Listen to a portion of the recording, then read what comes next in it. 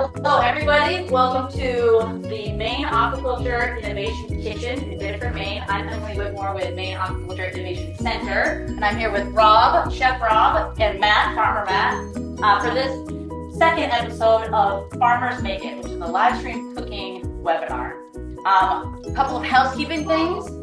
If you have any questions during the show, you can use the Q&A function, which is at the bottom of your screen, to type in a question, and we'll get those fielded.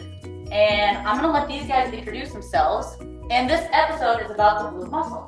So, Matt, you want to start? All right. Thanks, Emily. I'm Matt Moretti, CEO of Bangs Island Mussels based in Portland, Maine. We grow the mussels tonight, Bangs Island Mussels, also kelp, and recently we just started farming oysters as well. Cool. And I'm Rob Dumas. I work at the University of Maine in Orono. I run the food pilot plant where we do food R&D, work with companies all throughout the state, and we also work to support Maine's growers and producers through research and all sorts of activities. So kind of fun to get to be here tonight and hang out with these cool cats. You want to tell us about what we're cooking? Yeah, so tonight we're going to do a simple dish. What I understand this activity to be this evening is kind of a cook-along. So we haven't prepped anything. We have all of our ingredients just kind of set out. And we are going to crack into this together. And what we are ultimately going to end up with is a mussel gratin, or gratin, as one of our guests would refer to it. But our mussel gratin is a simple dish. This is something, to me, I feel like is maybe a little bit less fussy way to eat mussels. It puts the work of deshelling them on the person cooking it. So the person eating it doesn't have to get in there with their hands. And indeed, you can really shovel them in. You can get maximum muscle to mouth speed there. So that's important. It's also kind of a warm, hearty dish for fall, and might introduce you to some vegetables that you don't regularly use in your kitchen, like fennel or leeks. So I guess should we dive right in? Let's dive in. All right. Yeah. So the first thing we want to do, Matt, is actually talk about your mussels here. Okay. So, we've got these beautiful blue mussels. You want to tell us about where these came from and, Okay. and how long ago? All right. So Bangs Island Mussels. I'm not sure where you're looking, but it's our tag. These are the mussels that we grow. We actually harvested these mussels yesterday, processed them this evening, and then came straight here to the test kitchen to cook them up. Fantastic. We love farming mussels. We really believe in them. And one of the reasons is they're so good for the environment. So they actually help the environment as they're growing, but also they provide a highly nutritious, delicious food for people everywhere. Awesome. Awesome. Well, so the first step in our recipe is going to be to wash and de-biss our mussels. So what is the bissel thread? Like what is a chef talking about when they say that? I'll stop you real quick, Rob. So we've already de-bissed these mussels You for certainly you. have. Yeah, we have de-bearded these mussels. Regular language here. We always, the plain folk call them beards. Right. Indeed. So right. this is what we're talking about here. So the little, You could just barely Little see nubbin. a tiny little bit of that one. But what does this do? Why do mussels have that? So this is how mussels attach to the things that they grow on. So we Okay. grow mussels hanging attached to ropes, and that is what they use to attach. And it's like a spider produces a web. Yeah. It's like a glue that they make to attach themselves to things. Cool. Very I good. just today too that it's super strong, like one of the strongest. Got a fun fact. Fun fact. Fun fact. Very strong. Very strong. Very The strong. strongest natural something. That's a good segue though, because it is so strong and because it does serve that purpose of holding the mussel to whatever it's growing on, it isn't necessarily the most delicious texture when you're actually eating your mussels. So we're very fortunate that Bangs Island has wonderful processing, and pretty much none of these really have a bissel thread. And honestly, that tiny little bit there isn't going to be a big deal. But typically what we'll do is we'll start by giving our mussels a rinse. So I'm going to hop over to the sink here. And we'll go just as simple as kind of running the water here over the mussels one time. And that's really all we have to do to give our mussels a rinse to get started. For steaming our mussels, though, we are going to actually leverage some of the trim from our aromatics that we're going to use for our gratin. So for our recipe, we're using fennel. This is beautiful fennel from Village Side Farm in Freedom, Maine. Absolutely fabulous ingredient, wonderful anise flavor. The kind of frustrating thing about fennel sometimes, though, is that it will have a lot of extra material beyond what you would traditionally eat. This one's already been trimmed down roughly by half, but sometimes you'll get fennel and it'll be like the size of a bouquet of flowers. The stems are not terribly digestible. They're somewhat fibrous. So our first step is actually going to be to just remove those stems from our fennel. Now, while they aren't necessarily super good to eat, they still pack a delicious flavor. And so we are going to use these to steam our mussels because they are going to contribute some of that nice fennel flavor to the broth that the mussels produce, as well as the steamed mussels themselves. I am going to reserve this little bit of fennel frond here. This is another part of the fennel that doesn't need to go to waste. It can be used like you would use parsley or basil or something like that. So we have our fennel trim. The next trim that we're going to generate is from our leek. Again, these are lovely leeks from Mid-Coast, Maine. I think these are actually from Boehner Farm. Leeks, similar to fennel, have a portion of it that isn't terribly digestible, and that would be the green portion of the leek or the pale green portion. And so we're actually just going to use our knife and remove that. Leeks do have a kind of a naughty habit of trapping dirt in between those. So we're going to give this a quick rinse before we put it into our mussels.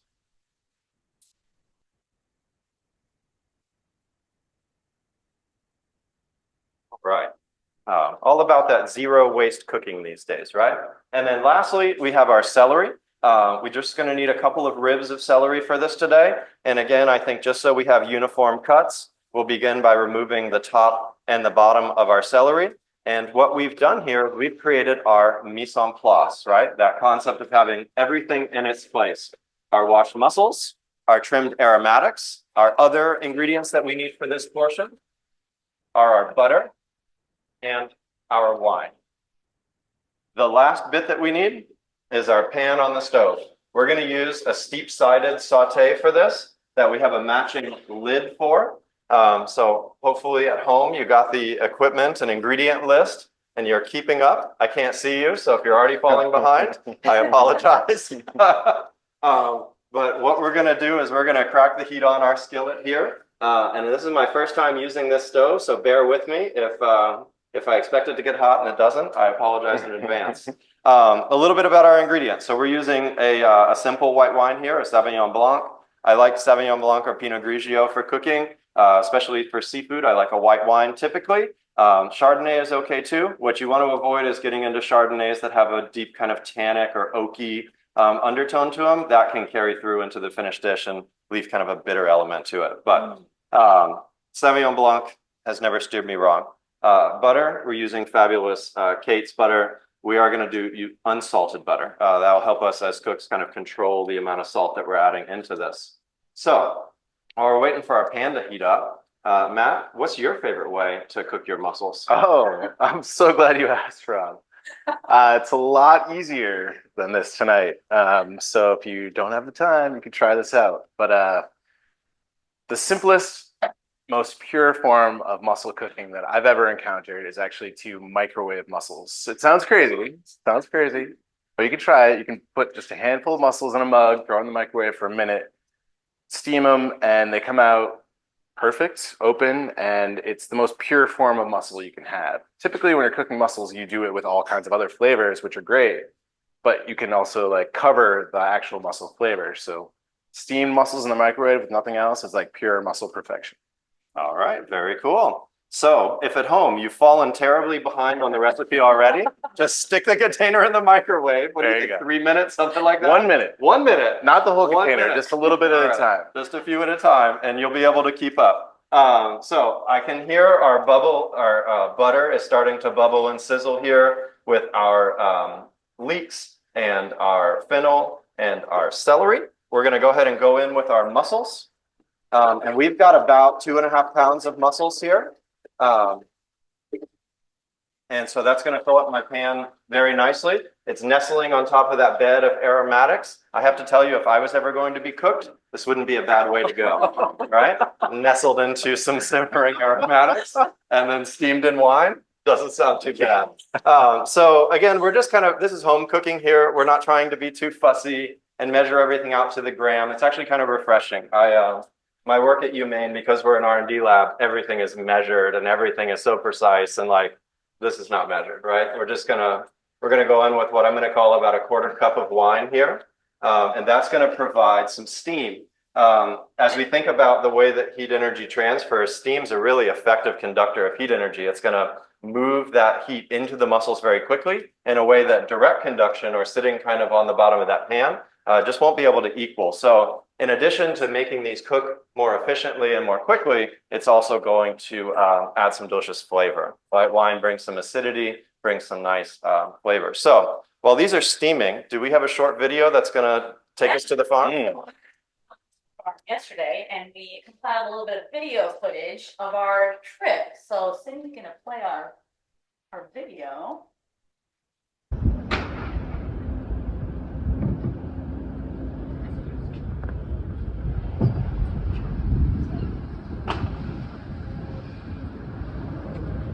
Hi, Chris Davis here, your Maine Aquaculture Kitchen roving field reporter.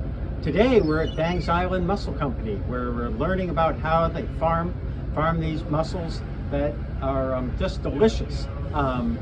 So the first thing we're going to do is head out on the water and see how they farm them, and then we'll end up in the mussel plant and see how they're processed. So follow me, we're going to head out on the water.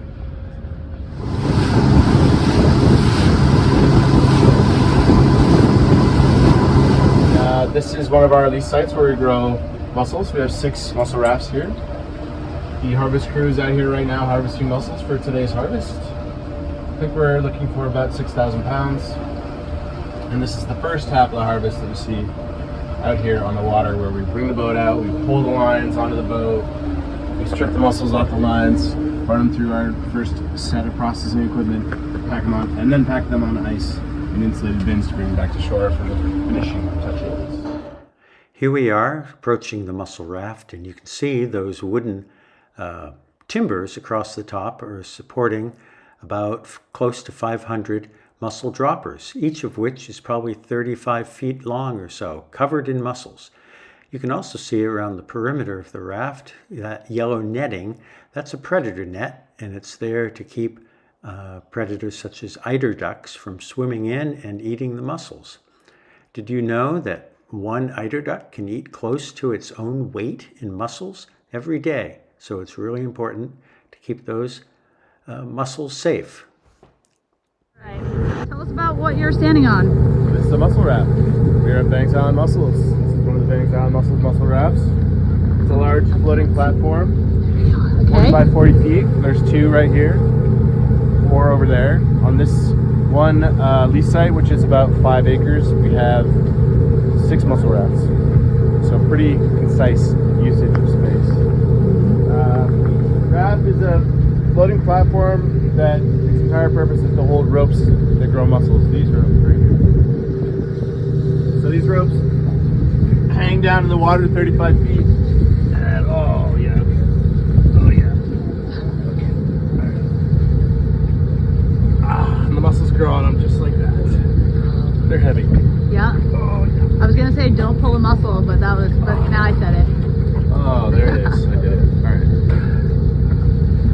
So these are some of the mussels, and this is like their natural state on here. This is how they grow before they're processed on the boat and back on land. So there's all kinds of other stuff growing on them. There's algae, there's like stick shrimp, there are little worms,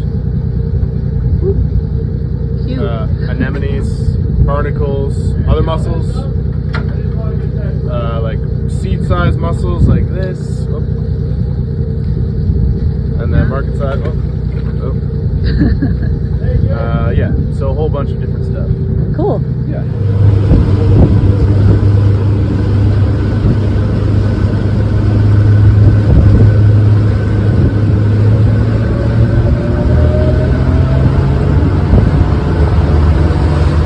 Okay, here we are heading into the Bangs Island processing room.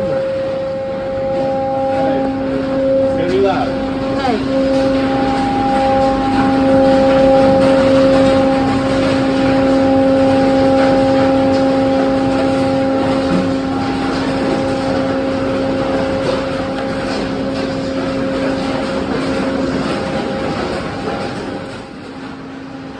So here we are in the mussel processing plant, and you can see that the mussels coming off the farm have gone into this hopper, and they'll be going up a conveyor belt to the mussel grating machine, which you'll see in a moment.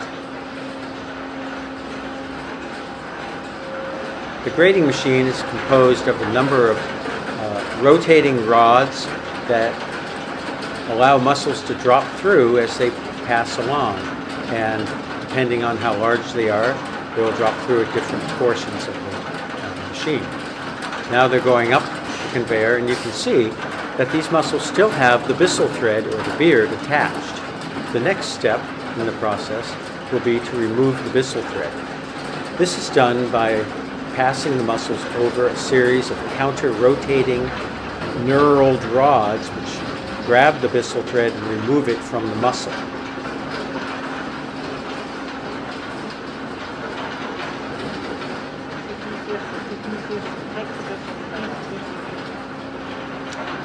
Now the byssal threads have been removed. You can see here, these mussels no longer have byssal threads, which is what the consumer is looking for. They're going up this next conveyor where they'll be hand-picked. And then finally, we're at the weighing machine where the mussels are weighed out into 10-pound bags and ready to head off to market. And so there you have it. And let's go back to the climate kitchen. Amazing. It was a fun day out there. Very Beautiful fun. day. Yeah. Beautiful day. My only question is, where's my invite? I mean, I was just, working away in the kitchen on my own. Sorry. But Next time. all right. So while these two were having fun at the mussel farm, we steamed up our mussels, right? So hopefully at home you're keeping up here, and so far what we have done is we have taken our mussels with our aromatics and a little bit of white wine, put it in a pot, covered it, high heat. Takes about 5-6 minutes or something. And what we're really looking for is just for our mussel shells to open up, and the mussel meats will firm up like that. And we want to do this into a colander and then capture the liquid that comes off of that, because we only put in maybe a quarter cup of wine, but we now probably have almost a cup or more of liquid, and that is some delicious, flavorful mussel broth that we're going to use to add some additional flavor to our dish. So while this is cooling down for just a second, in a minute, when that's cool, my team will join me here. We're going to remove the mussel meats from the shells. But before we do that, we're going to continue to kind of work on our mise en place, or our veg prep. So I'm going to chop this celery, this leek, and this fennel. The only one that I think maybe bears a little bit of explanation is how to cut up fennel, in case you haven't done this before. I always go right through the fennel bulb, kind of north to south pole, you might be able to say, and that passes through the core here. This core can be pretty tough and fibrous, so I will generally cut fennel into 4 pieces, trying to go right through that core each time. And then when I get down to my quarter, I will just remove that little bit of core. And this is perfectly good for broth or simmering, but not terribly delicious to eat.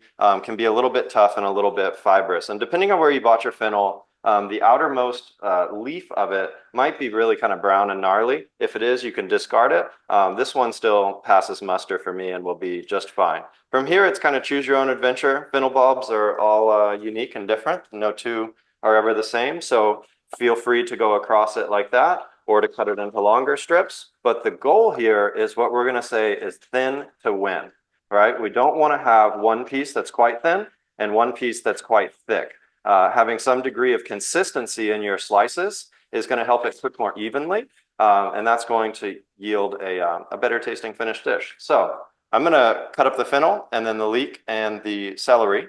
Emily, do you have a couple of questions for us about mussels? I do. I want to take it back a little bit, actually. Okay. So can we talk a little bit about where to find farm mussels? Like if you want to go buy them. I know some of you at home already have hopefully found them, but for those of you tuning in later, Matt, you want to take that? Yeah, so we grow mussels in Portland, Maine. We're based in Portland, Maine. So there are a few different places around Portland that you can find our mussels. One is Harbor Fish, Free Range. Brown Trading typically carries our product. These are all retail places that the regular consumer can go in and buy our mussels, along with all kinds of other delicious seafood from Maine and beyond. And other than that, the vast majority of our mussels, and probably most of the mussels that are grown in Maine, are consumed in restaurants. So a lot of your restaurants that are serving seafood will have mussels. Ours are found all over the city and beyond into the rest of the country. But yeah, definitely the restaurant is a great place to find farm-raised mussels from Maine. Yeah. And they're pretty affordable. So we've talked about this a little bit. Either of you can talk about, that's one of the amazing benefits of mussels. Yeah. So one of the reasons we started farm raising mussels is because it's good for the environment, as I said before. It's a highly nutritious food. And another thing that makes it really cool and worth talking about on the global scale is that most mussels are one of the most expensive, the least expensive seafood you can buy, which means it's available to many different demographics of people. So a lot of people can go in and get these at the store and not break the bank. Yeah, amazing. I would agree with that. You know, I think it's pretty accessible to be able to even go to your regular neighborhood grocer, you know, whether it's Hannaford or Shaw's or whatever. And the seafood counter will almost always have mussels, typically in 2-pound retail bags is what I'm most used to seeing, and ranging from, you know, $6 to $7, something like that. And I think it's pretty hard to find something that can feed a couple of adults for $6 these days, right? And I would kind of amplify the message about the sustainability aspects of mussels as a protein.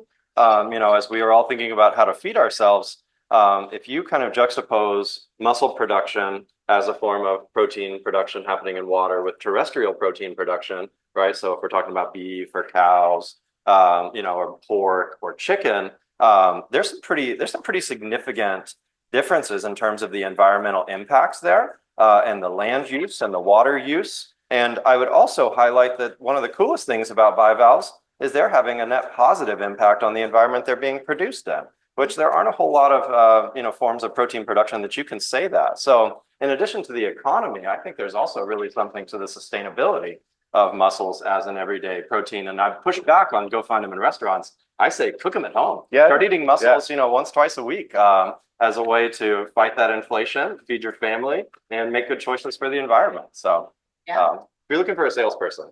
Yeah, you're hired. Very good. Anyways, cool. So hopefully you guys have also chopped up your vegetables. But to check back in before we do our next question, what we have on our cutting board here is we have our fennel, our celery, and our leeks, and then we have some garlic that we've prepped here.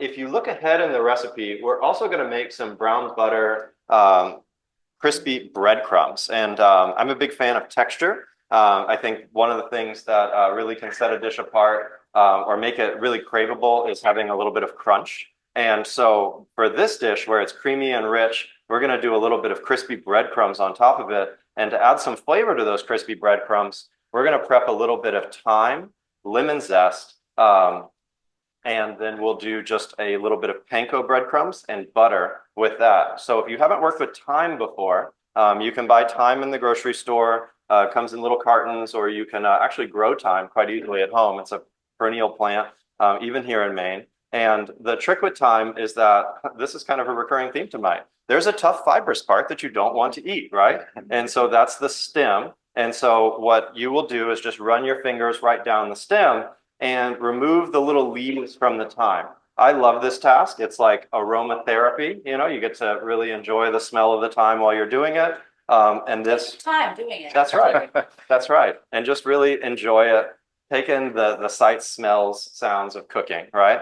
So we've picked probably about a tablespoon there. And now that we've picked it, we are still just going to go back over it for a very quick little rough chop, okay?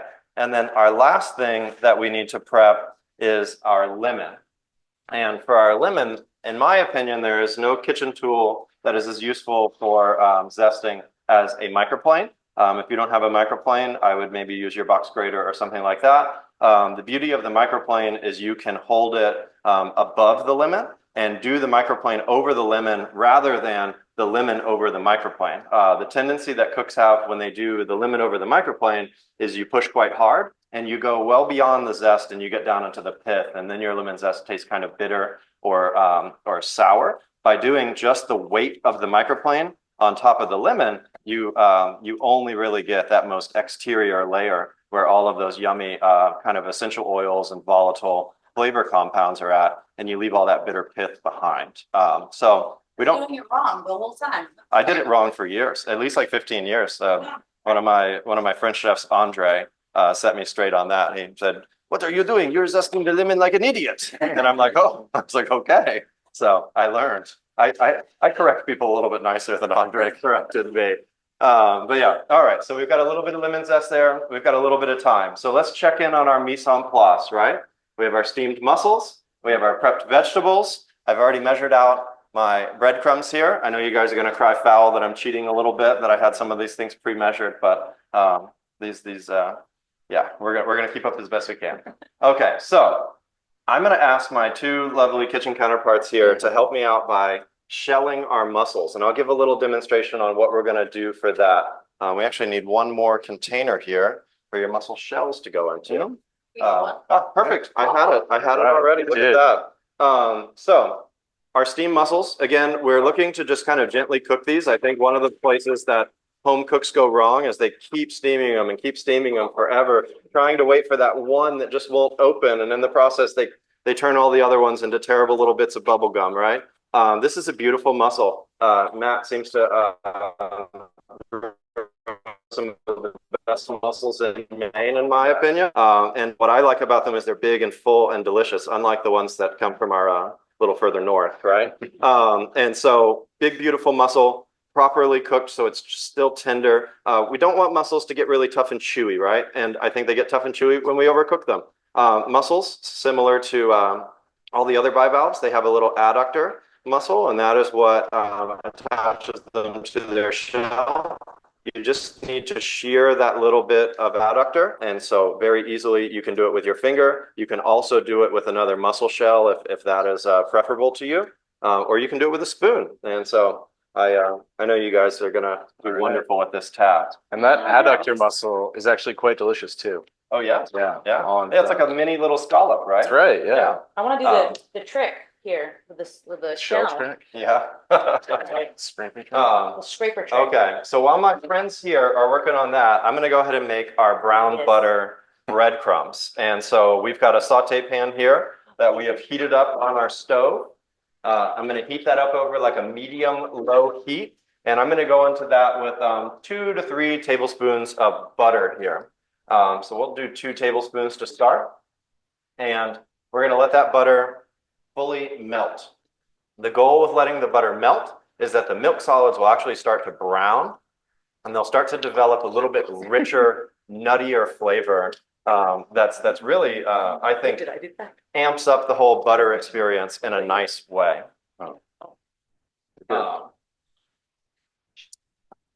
So Emily, I know you had some other talking points for us today. Yeah, sorry, I was really into my task here. I know, I'm making you ask questions, making you shell mussels, really putting you to work.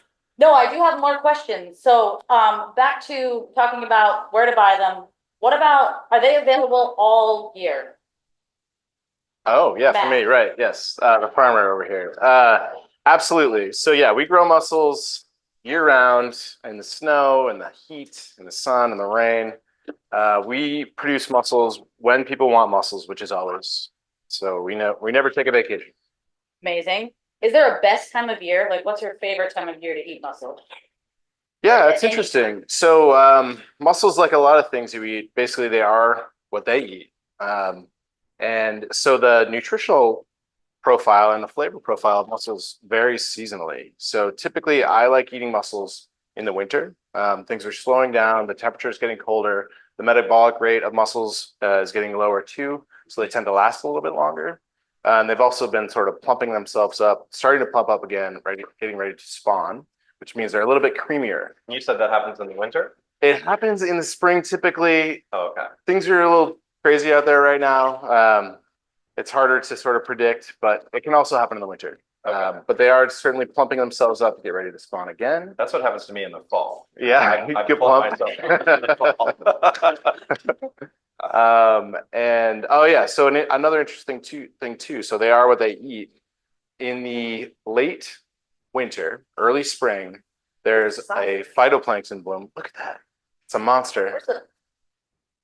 Okay. There's phytoplankton bloom, and that phytoplankton happens to be particularly high in omega-3 fatty acids. So during that period when the mussels are feeding on that phytoplankton, their omega-3 content actually peaks as well. Wow. So that happens to be a very good time to eat mussels. Super cool. Brain health.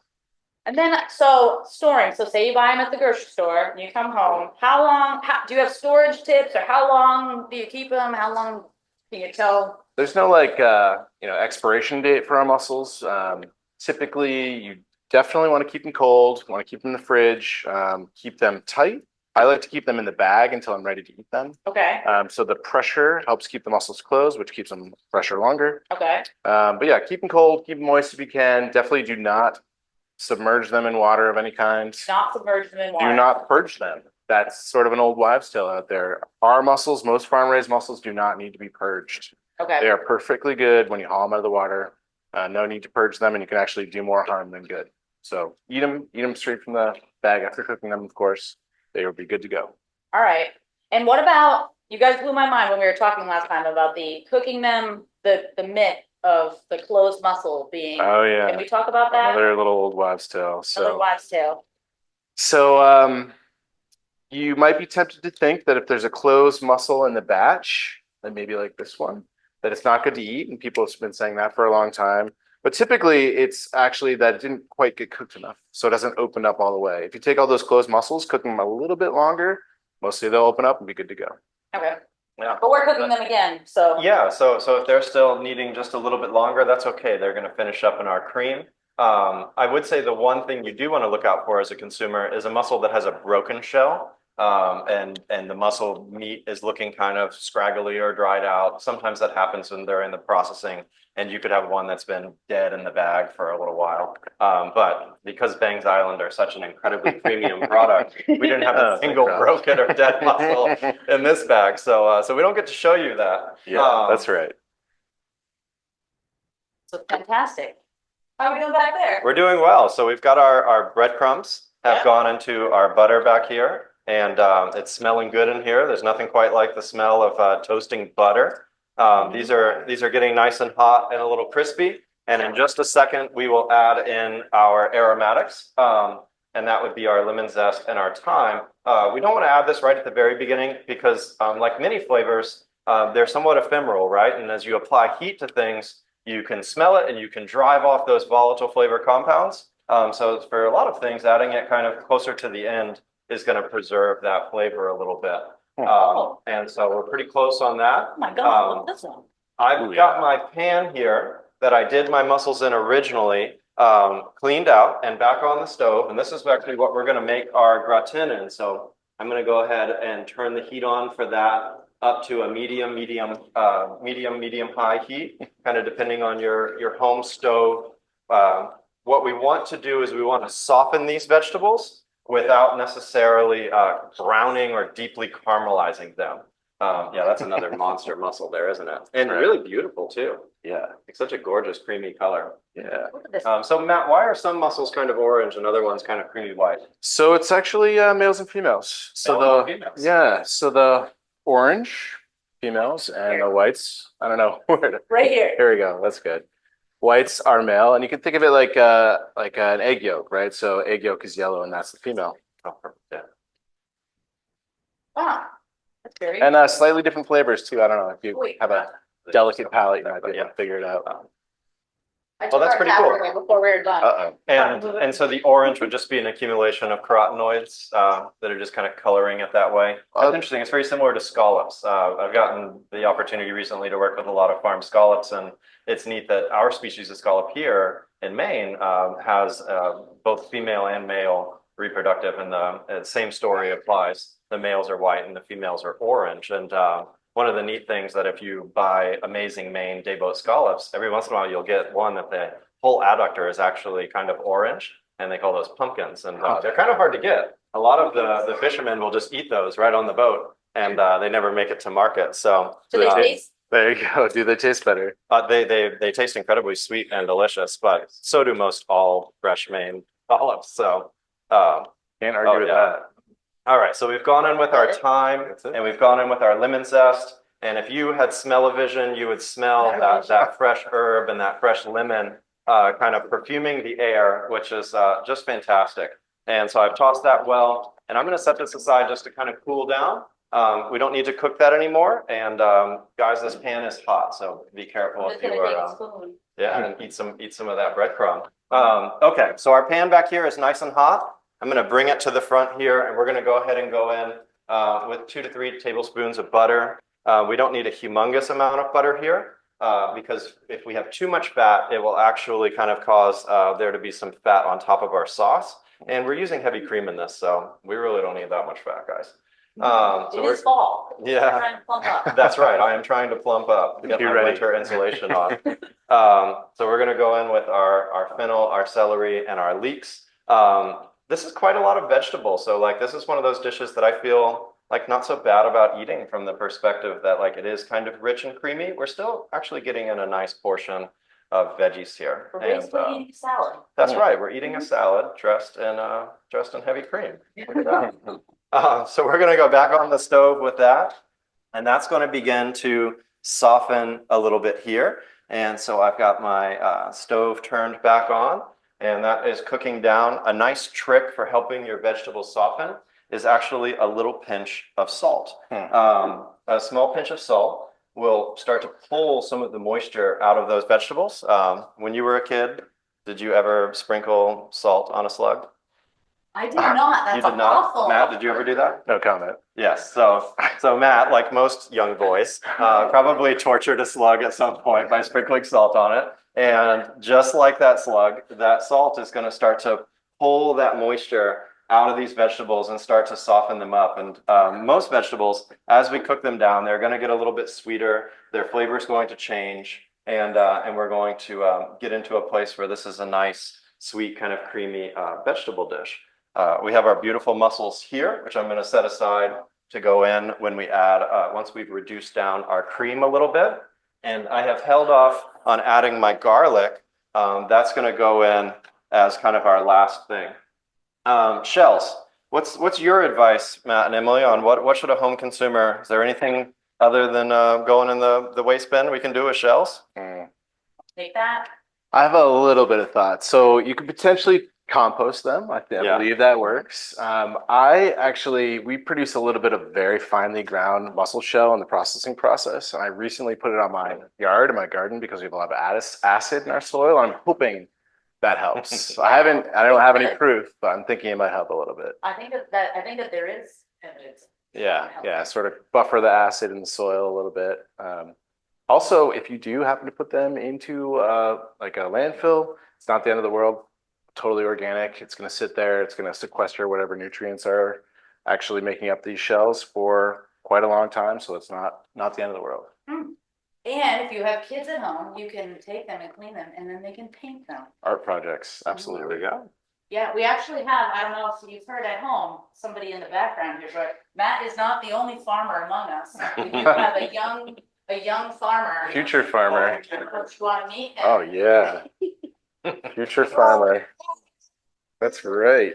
Oh yeah, how's that look? He's gonna get right into How's that there. He's look? like, let me get something to eat. It's like I'm hungry. This guy in the white looks like he's got tasty stuff over here. What do you think? Does that smell good, buddy? Does he like the boat? Does he like being out on the farm? Yeah, he likes hanging out on the farm, of course. What's that? You have other family members on the farm? Oh, that's right. Yes, it's not just me. It's a family affair. My father and I and my sister now, both own and operate the company, and we have a crew that feels like family at 15. It takes a lot of people to do all the hard work of mussel farming, and hopefully this guy will take the reins at some point in the future. I'm sure he can pull up those mussels ropes. Try. He's still working on like walking on the rafts. You know, it takes a little bit of coordination. I like to imagine him as a teenager, like one of the eider ducks, able to eat 15 to 20 pounds. His body weight. A day, you know, that'll help him. He'll be like Popeye. I love it. Really muscular. He would be. He'd be better off if he did. If he could. That's for sure. So I took our mussel liquid, and what I did is I poured off, I would say like 75–80% of it. And the reason I didn't pour quite all of it is because you can kind of see, maybe if the camera's got sufficient resolution, there's a little bit of grit that always ends up in the bottom. And so definitely encourage you to use the mussel broth or liqueur, but be cognizant that the last little bit is going to contain a little bit of texture that you might not want in your dish.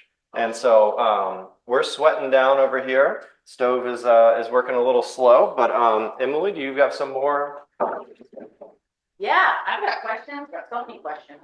I would love, we talked a little bit about the environmental benefits, but we didn't really get into the weeds. So we want to talk about some of the, Yeah. yeah, Okay. So mussels are filter feeders. They live and eat the nutrients. They live in and eat the nutrients around them in the seawater. So when we're farming mussels, when everyone's farming mussels, they don't add anything to the system. They mussels eat the phytoplankton and the nutrients around them. We don't have to add any chemicals, no feed, no fertilizer, no fresh water.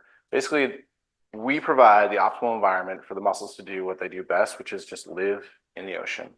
As they're feeding and eating, they're absorbing the nutrients, and actually they can help counteract excess nutrients in the environment. okay, So human populations cause a lot of runoff into the ocean, nutrients, not necessarily bad, but if there's too much, mussels, because they're such effective filter feeders, can actually help absorb some of those nutrients and create more balance in the coastal ecosystem. right? So sounds a little complicated, but basically mussels eat a lot of nutrients and help keep the environment around them stable. Yeah, and it's crazy how many mussels you're growing on such a small Yeah, square footage. yeah. So we can grow 50, 60,000 pounds of mussels every other year on a 40 by 40 foot square in the water. It's like almost a cube of biomass. Yeah, As they're doing that, there are a lot of, as mussels are growing over that 1.5 to 2.5 years that it takes to reach market size, there are a whole host of other organisms that also grow on those lines and on those rafts. So mussels have been proven to show that they increase biodiversity around them. So other species, like commercially important species like lobsters and cod, live amongst and underneath and take shelter in the infrastructure that mussels create. yeah, Mussels that's create. cool. And And I know this is a name, or you have, did you I was- tell them? I was, something? well, no, I was actually curious, do the mussels during their growth period reach sexual maturity and spawn? Yeah, And so they're rebuilding wild stocks of mussels as well, absolutely. right? Yeah. So it takes at least 1.5 years for us to harvest mussels. And in that first year time, they actually reach sexual maturity and spawn. Yeah. So every mussel that we produce is spawned and produce gametes that go into the wild to produce or to prop up that wild population. In southern Maine, where we farm, the wild mussel population has actually been declining in the last few years. So the more mussels we can farm raise, actually, the more we can help that wild population survive in the future Yeah, and improve water quality, and improve water quality. win-win. Absolutely. I wanted to ask you, because I know that this episode is about mussels, and we might have a seaweed episode coming up, but Matt also grows seaweed on the mussel farm. That's right. So you want to talk a little bit about that? Yeah. So we started farming seaweed, I forget the year, but like 2011, maybe 2012, very soon after we started farming mussels. And we did that because it was so we started farming mussels because it was an opportunity to help the environment while producing growing delicious food. When we learned about kelp farming soon after starting to farm mussels, it was another opportunity for us to do even more environmental good. So kelp, like mussels, exists off the nutrients around them in the environment. So by growing mussels, you can actually help keep those nutrients in check, very similar to mussels. Yeah. Very cool. Yeah. Awesome. So I'm going to interject really quick before Emily's next question and say that we are, I figured out how to get the stove to work. Well, And let's so put it off. I don't know, it stopped heating for a minute there, but we got it figured out now. And so Now we're cooking. that's right. So we're sweating down our fennel and our celery and leeks, and I've added in our clove or 2 cloves of garlic.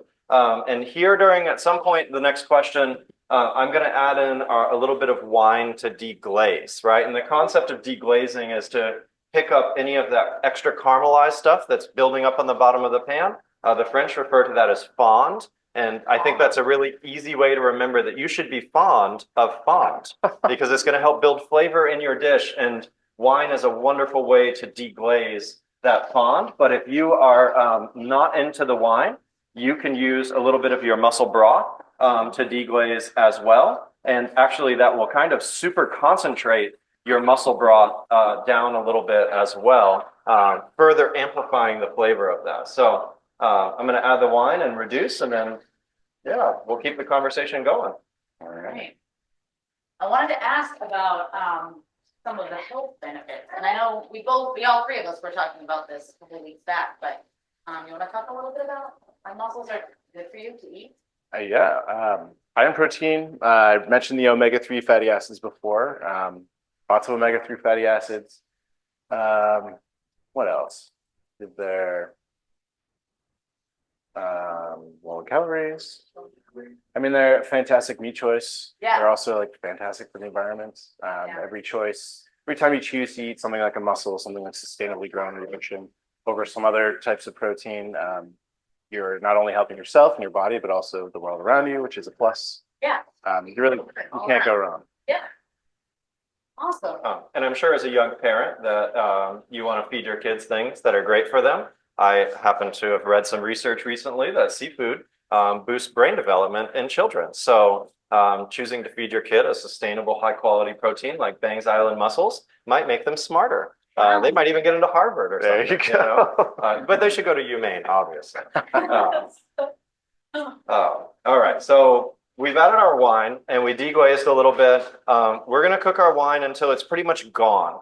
If you add wine to a dish and you don't reduce it or cook it out, it can add kind of a harsh flavor. So pretty much any time that you're cooking with wine, you'll want to cook it fairly well or reduce it down again to what the French might call au sec or almost gone, just barely there. At this point, we'll add in just a little bit of our yummy mussel broth. And some of this is butter that we added, but the layer on top is a little bit of fat. Some of that is probably some of those omega-3 fatty acids that I've cooked out of the mussels. And so superfood right there. And we're going to add in just a little bit of that and reduce that down just a little bit before we add our cream. And we are nearing the end of this dish here. Once we add our cream, we're just going to reduce that to thicken, and then our mussels will go back in. So I would encourage you to think about the dish that you're going to serve your mussels in. Totally okay to literally just put the nice saute pan in between you and your company and enjoy that. I also like to sometimes put it into some small dishes like this.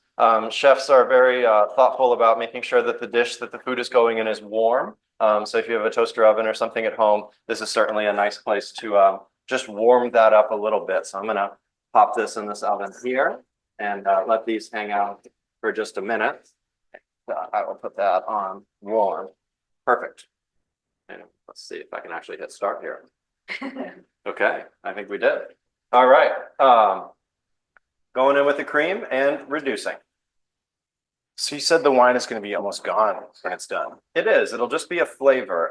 There won't be very much actual volume of wine, and you know that's I guess that's good information also from the perspective of we're cooking off the alcohol. Right. So you know you probably don't want to give your kid a half of a glass of wine. They might fall asleep pretty quick. But yeah, you're cooking that out. Really what the wine is contributing is flavor. And the wine's doing that in two ways. One, the wine brings its own flavor. But the other thing that's happening, and this is kind of a cool food science thing, those flavor compounds we were talking about earlier, they can be extracted in different ways, right? So there are fat-soluble flavors, there are alcohol-soluble flavors, and that alcohol in the wine is actually going to extract some flavor from the fennel, from the celery, from the garlic that we never would have gotten out had we not used wine. Right? If you had just used water or just used cream. So it's kind of like adding a little bit of science into your cooking. You know, you're adding in a new solvent here to get those delicious flavors out. And now we're going with one of my favorite liquids, heavy cream. And we're going to do about a cup of cream. This is a pint, so about half the carton would be adequate there. We might add in just a little bit more. And cream's really a pretty magical ingredient. It thickens up kind of all on its own as you bring it up to a simmer and reduce it just a little bit. And we'll add our fennel, or we'll add our mussels back into this in just a minute. And then what we're really looking for here is just getting to the texture that we want for our dish. I will show you on the back of my spatula here what the French refer to as nappe, which is where we can draw a line through the sauce. And it will stay divided, right? So we will part the sea of our sauce. Wow. But Rob, we're gonna need a little printout of all these French terms so we can use them in the regular in the kitchen normally. Feels super fancy. yeah. Well, you know that Put it was on the website. yeah. I mean that was one of the things. You know, like going to culinary school and working in a culinary school. Like arguably, you could probably get a good job at a great Portland restaurant, having never gone to culinary school. But you don't necessarily get that opportunity to work for a number of talented chefs with exciting backgrounds and kind of get that teaching and those terminology and really learn like the history of cooking and how cooking developed. I greatly value the opportunity that I had to earn a bachelor's in culinary. It was a cool experience. And yeah, the French techniques, while I don't think French, are the only folks that ever did amazing things with cooking, they did a great job of codifying cooking, right? Really like writing down a rationale for why you do things and how to organize a kitchen and how to organize a process. And that's really the basis for most kind of professional cooking today. And so I'm very happy to be fluent in French cookery. It helps me feed myself pretty well. So yeah, we're really quite close here. This is simmering down very nicely. We probably have time for one more kind of discussion topic if you got one for us. Well, I was just going to ask, I'll ask each of you, but Matt, what is your favorite part about being a mussel farmer?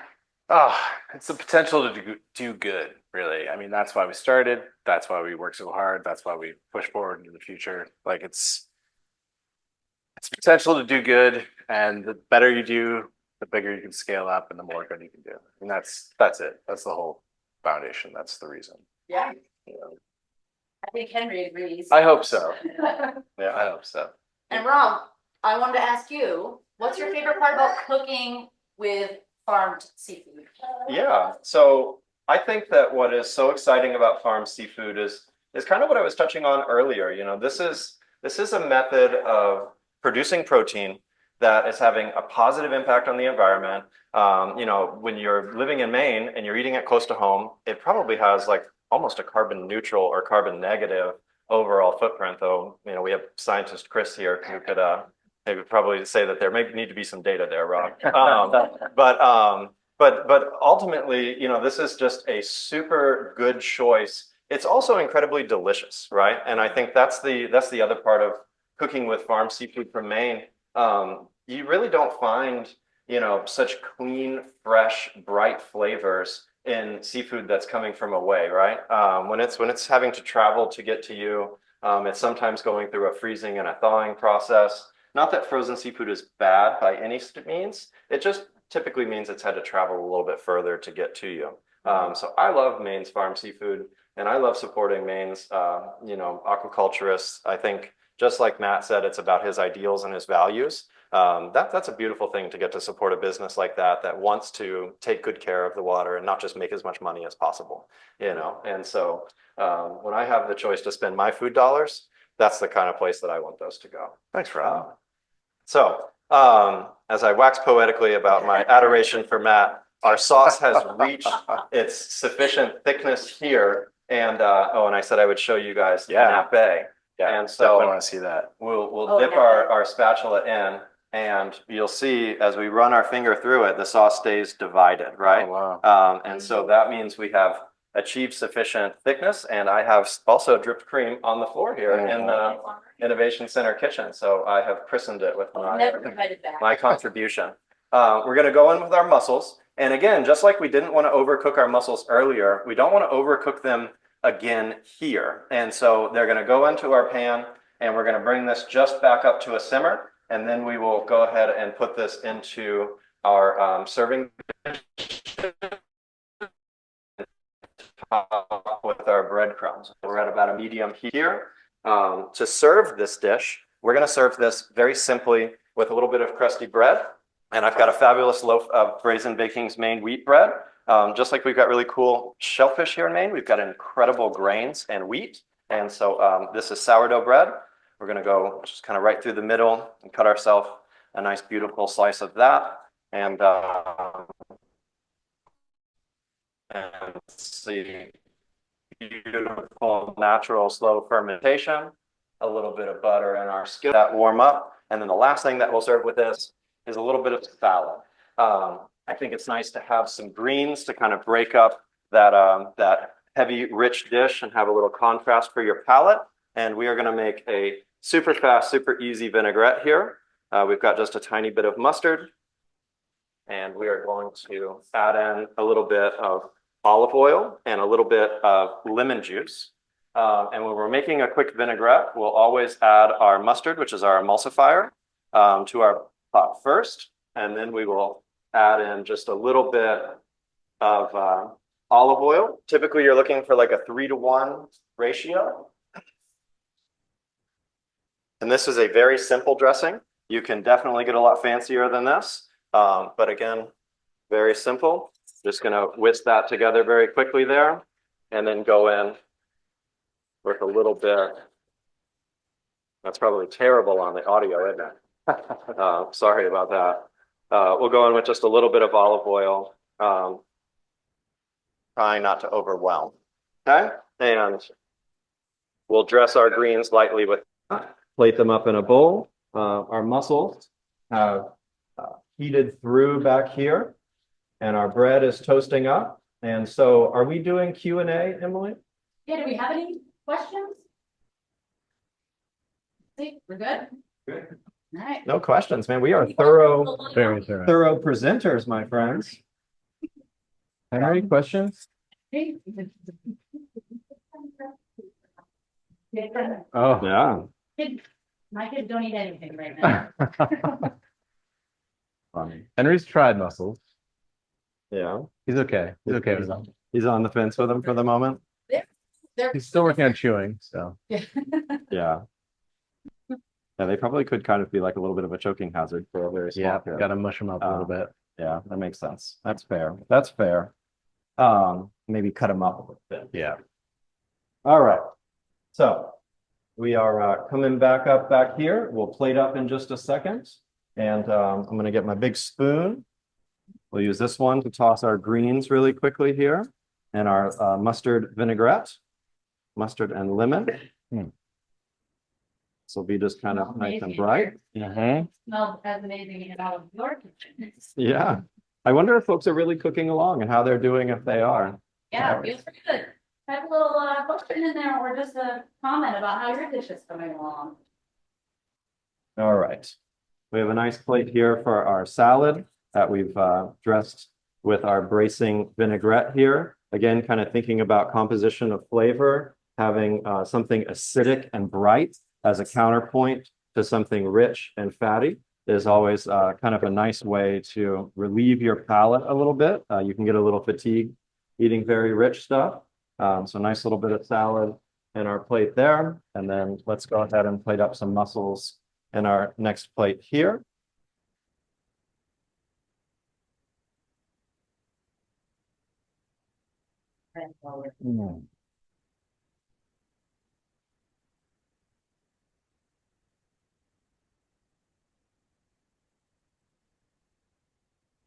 Almost forgot about the breadcrumbs. Oh, I didn't forget about the breadcrumbs. Forget about that. All right.